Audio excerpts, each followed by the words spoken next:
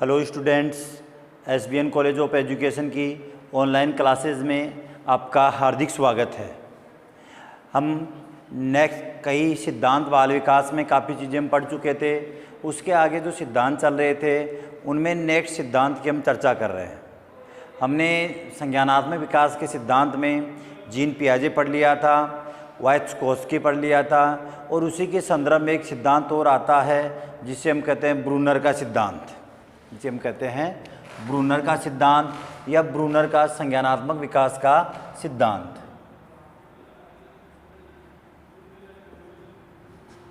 Brunner का संज्ञानात्मक विकास का सिद्धांत। ब्रूनर के संज्ञानात्मक विकास के सिद्धांत को संरचनात्मक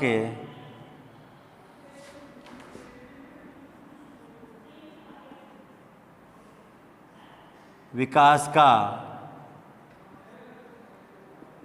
सिद्धांत भी कहते हैं। इन्होंने यह सिद्धांत 1966 में प्रस्तुत किया था। 3 मनोवैज्ञानिक हैं जिनके सिद्धांतों की डेट पूछी जाती है। सामान्यतः 4 की तो हमें ध्यान में रखनी होगी।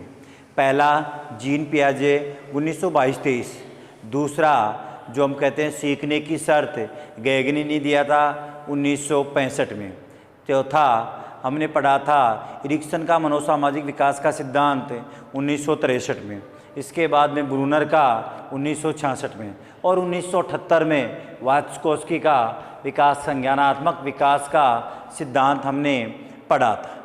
यहाँ ध्यान देना बच्चों, संज्ञानात्मक विकास के सिद्धांत में मूल है या रचनात्मक सिद्धांत या संरचनात्मक विकास के सिद्धांत से इसे ज़्यादा जाना जाता है।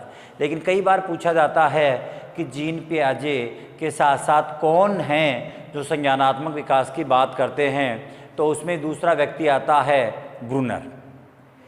ब्रूनर अपने सिद्धांत में संकेत व प्रतिमा को अधिक महत्व देता है। किसको महत्व देता है? ब्रूनर अपने सिद्धांत में संकेत व प्रतिमा को महत्व देता है। वो कहता है कि बालक की भाषा का जो विकास होता है, भाषा शिक्षण का जो के माध्यम से बालक का जो विकास होता है, उस शिक्षण के अंदर ही किस प्रकार से बालक संकेतों को समझ पाता है, कैसे उसके मस्तिष्क में इमेज बनती है, कैसे सिंबल बनते हैं और कैसे इमेज बनती है। जिस प्रकार से भाषा के साथ साथ उसके मस्तिष्क में इमेज और सिंबल बनते हैं, उसी प्रकार से उसका विकास होता है। 2 व्यक्तियों की हमने बात की थी, एक ब्रूनर और दूसरा पियाजे। हम बात कर रहे थे पियाजे है अपने सिद्धांत में अनुभव और परिपक्वता को महत्व देता है। किसको महत्व देता है? अनुभव व परिपक्वता। पियाजे अपने सिद्धांत में अनुभव व परिपक्वता को महत्व देता है, तो ब्रूनर अपने संज्ञानात्मक विकास के सिद्धांत में भाषा को महत्व देता है। ब्रूनर किसको महत्व देता है? भाषा को। जीन पियाजे किसको महत्व देता है? अनुभव व परिपक्वता को। वही अगर बात करें वाइत्स्कोस्की की, तो वाइत्स्कोस्की है जो अपने सिद्धांत में महत्व देता है वो समाज के योगदान को, समाज या जीवन हम कहें कि समीपस्थ विकास के क्षेत्र को महत्व अधिक देता है, समाज के योगदान को अधिक महत्व देता है बालक के संज्ञानात्मक विकास में। लेकिन हम यहाँ बात करें कि ब्रूनर भाषा के विकास को कैसे महत्व देता है, वो कहता है कि बालक का जो चिंतन विकसित होता है उस चिंतन में संकेत और प्रतिमाओं का अहम योगदान होता है। ब्रूनर के विकास में या ब्रूनर के संज्ञानात्मक विकास में भाषा के माध्यम से उसका संज्ञानात्मक विकास होता है और उसमें संकेत व प्रतिमा अपने आप में अहम भूमिका निभाती है। ब्रूनर ने अपने सिद्धांत को 3 अवस्थाओं में विभाजित किया है। कितनी अवस्थाओं में? 3 अवस्थाओं में।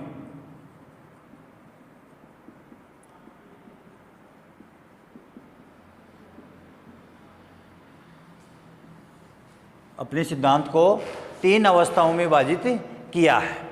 इन तीनों अवस्थाओं में अलग अलग प्रकार की भाषा या अलग अलग प्रकार से बालक का चिंतन विकसित होता है। जिस प्रकार से बालक सोचता है उसी स्थिति में उसका चिंतन विकसित होता है। पहली अवस्था की हम बात करें तो पहली अवस्था है अनएक्टिव।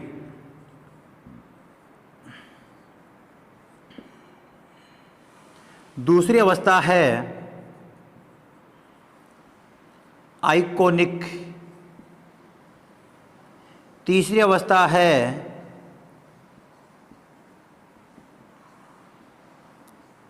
सिंबॉलिक।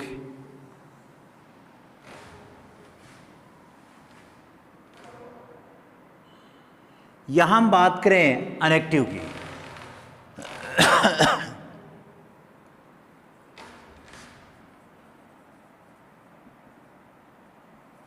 अनएक्टिव, आइकोनिक,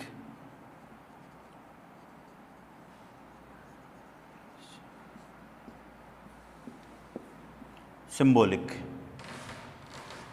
जिसे हम कहें क्रियात्मक अवस्था। इस अवस्था का जो समय है वो समय है जन्म से 18 माह है या 1.5 वर्ष। बच्चों यह ध्यान देना कि इस अवस्था में बालक के क्रियात्मक पक्ष के माध्यम से कई प्रकार की क्रियाएं करता है और उसी क्रिया के माध्यम से मस्तिष्क में चिंतन विकसित होता है। जैसे मैं कहूँ कि कितने माह का बालक भाषा के प्रति अपनी प्रतिक्रिया व्यक्त करता है, तो 6 माह का बालक है वो भाषा की अनुभूति होने लग जाती है। बालक में भाषा की अनुभूति है वो कितने माह के बालक में होती है? 6 माह के बालक में भाषा की अनुभूति होती है। इसके बाद में देखें 12 माह का बालक होता है वो अनुकरण के माध्यम से भाषा को सीखता है। कितने माह का अनुकरण के माध्यम से भाषा को सीखता है? 12 माह का बालक। अब इन दोनों में अंतर क्या है? एक तो मैंने कहा कि बालक अनुभव करने लग जाता है या अनुभूतियां होने लग जाती है। जैसे क्रोधपूर्ण भाषा और प्रेमपूर्वक भाषा होती है, उन दोनों भाषाओं में अंतर करने की कैपेसिटी बालक में जो उत्पन्न होती है वो 6 माह में हो जाती है। छोटा बालक है, सो रहा है या खेल रहा है, हम उसके पास गए, प्रेम से बोल रहे हैं हाँ बेटा, तो बालक आपकी ओर हंसती हुई प्रतिक्रिया करेगा। और हम करें क्या कर रहा है, चुप, तो बालक रोने लग जाएगा। अगर हम क्रोध में होकर उससे बात कर रहे हैं तो वो असहज महसूस करेगा, और प्रेम पूर्वक उससे बात कर रहे हैं तो बालक क्या महसूस करेगा? सहज प्रवृत्ति महसूस करेगा। तो वो स्थिति प्रकट होने लग जाती है 6 माह में। इसके बाद में बालक हमारे द्वारा बोली हुई भाषा का अनुकरण करने लग जाता है, और वो अनुकरण की प्रक्रिया बालक में प्रारंभ होती है लगभग 12 माह में। जैसे अब 12 माह का जो बालक होता है वो अनुकरण के माध्यम से कुछ सार्थक शब्द बोलने लग जाता है। जैसे हम उसके पापा को बोलते पापा, बाप बेटे को कहते बेटा ये तेरे पापा, तो बालक भी क्या करता है? डायरेक्ट वहीं अंगुली लगा के कहेगा पापा कहाँ है? ये रे मेरे पापा। आपने कहा ये रे पापा, बालक भी यहीं हाथ लगा के कहता है पापा। अर्थात बालक कुछ शब्द बोलता है जैसे पा, बा, दा, मा, ये 4 शब्द, चारों का कोई ना कोई अर्थ निकलता है, और उस अर्थ के कारण इन चारों को सार्थक शब्द कहते हैं।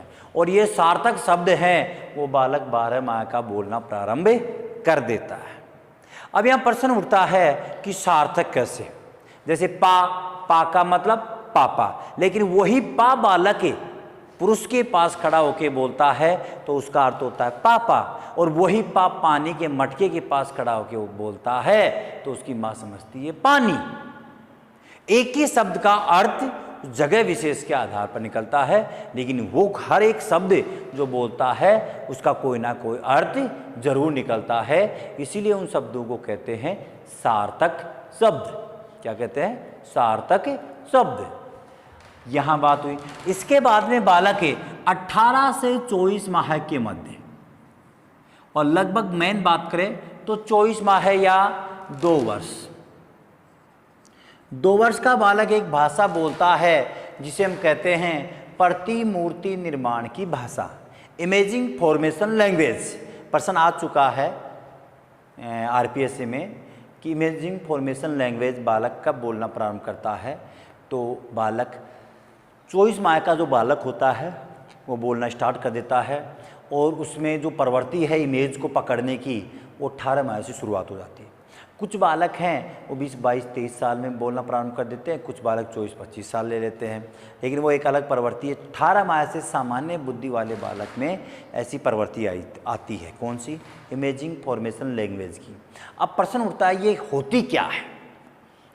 हमने कहा बालक को, 1 वर्ष के बालक को सिखा रहे बेटा ये तेरे पापा है, ये तेरे पापा है। जैसे मेरी गुड़िया की बात करता हूँ, हम उसे कहें कि ये तेरे पापा हैं।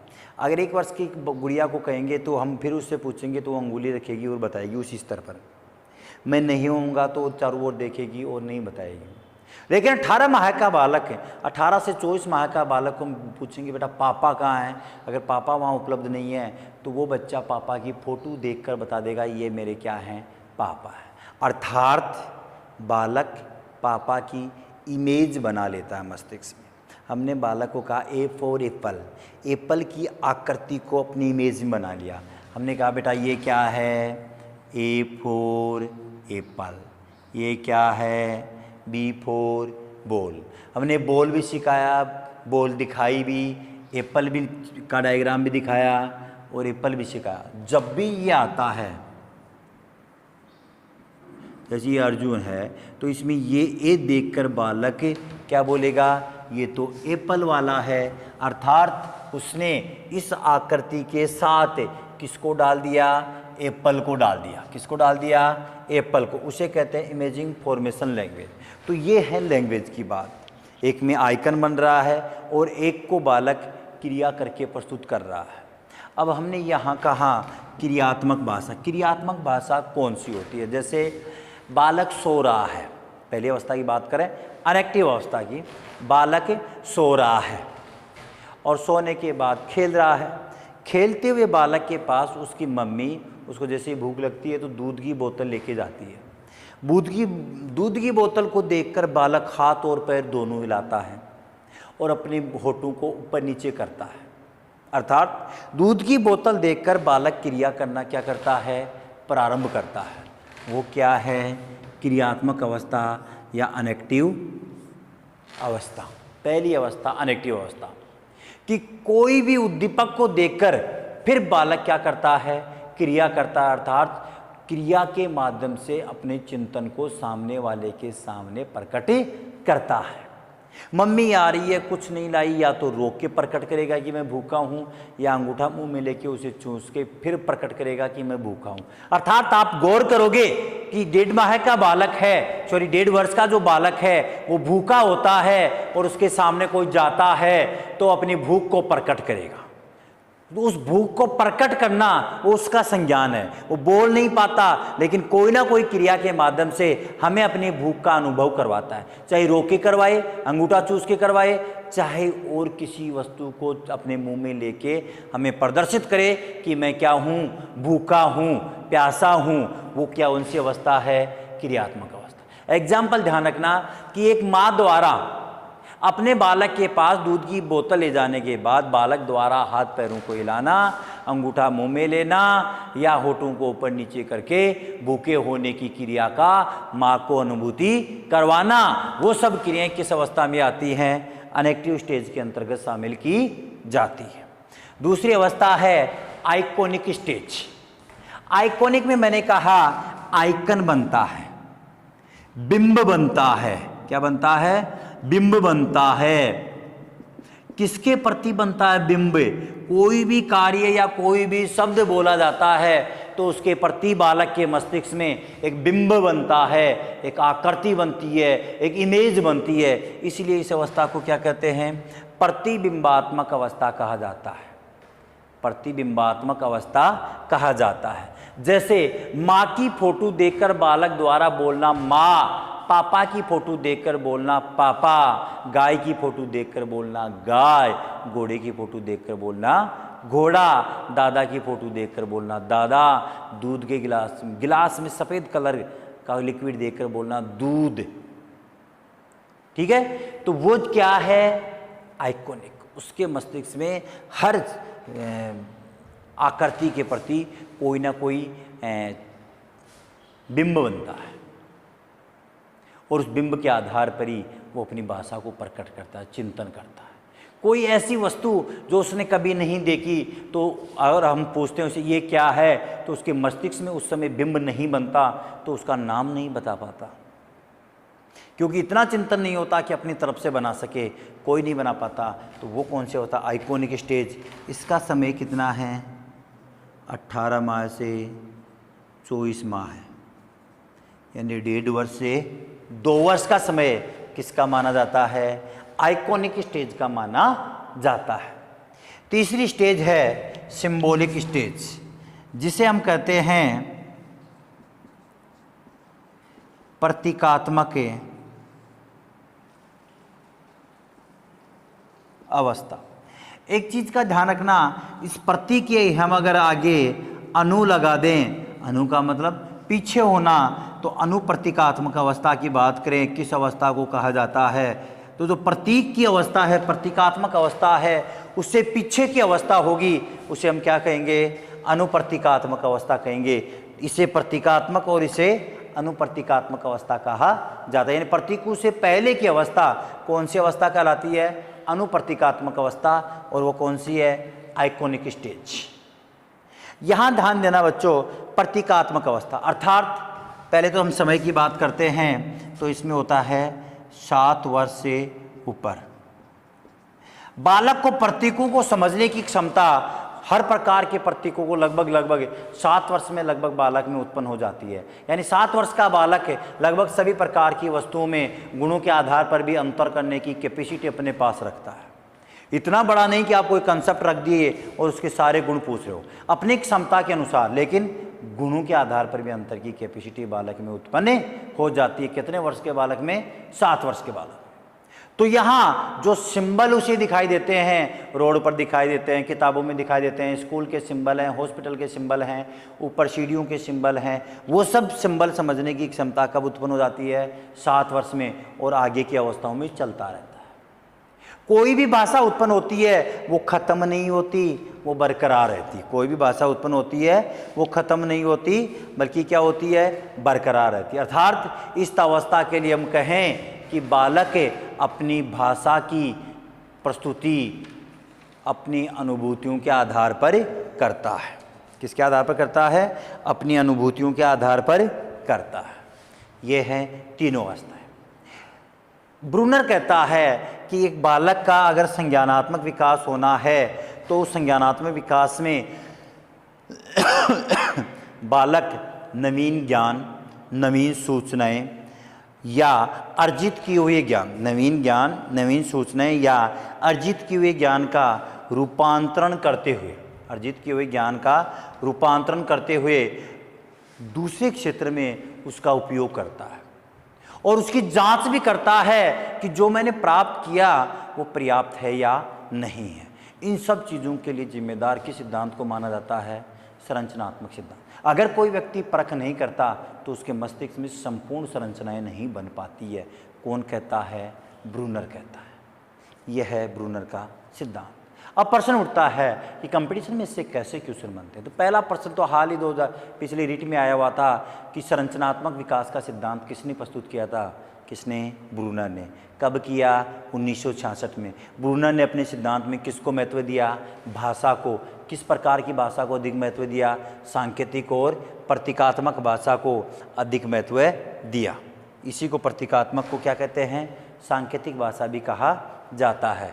इसको महत्व दिया। यहाँ अनु आती है, लेकिन इमेज, प्रतिमा, इमेज और संकेत, प्रतीकात्मक संकेत, इनको महत्व दिया जाता है। इन्होंने अपने सिद्धांत में 3 अवस्थाएं बताई। अनेक्टिव, जिसमें बालक अपनी अनुभूतियों को दूसरों के सामने क्रिया के माध्यम से प्रदर्शित करता है, वो कौन सी अवस्था है? अनेक्टिव स्टेज। दूसरी है आइकॉनिक स्टेज। इस अवस्था में बालक के मस्तिष्क में बाहर बोलने जाने वाली भाषा की इमेज बनती है और उसी इमेज के आधार पर उसका चिंतन विकसित होता है। और तीसरी है सिंबॉलिक, जिसमें व्यक्ति अपनी अनुभूतियों को संकेतों के माध्यम से प्रतीक या संकेतों के माध्यम से प्रस्तुत करता है, प्रतीक या संकेतों के माध्यम से लोगों के सामने प्रस्तुत करता है। अर्थात इस संपूर्ण सिद्धांत में बालक तीनों अवस्थाओं में ही नई नई सूचनाओं को ग्रहण करता है, एक जगह एकत्रित करता है और अपने अनुकूल उसे संशोधित करते हुए प्रस्तुत करता है। वही क्या कहलाता है? संज्ञान या संरचना कहलाती है। तो यह है ब्रूनर का सिद्धांत। ब्रूनर, वाइस्कोस्की, इरिक्सन, जीन पियाजे, गैने, आसुबेल बहुत ही महत्वपूर्ण सिद्धांत हैं। इन सिद्धांतों को हमें कन्फर्म करना है ताकि हमारी डीएलईडी एग्ज़ाम फाइट होने के साथ साथ आगे के कंपटीशन भी क्या होते जाएं, कवर होते जाएं। ठीक है, नेक्स्ट सिद्धांत देखते हैं।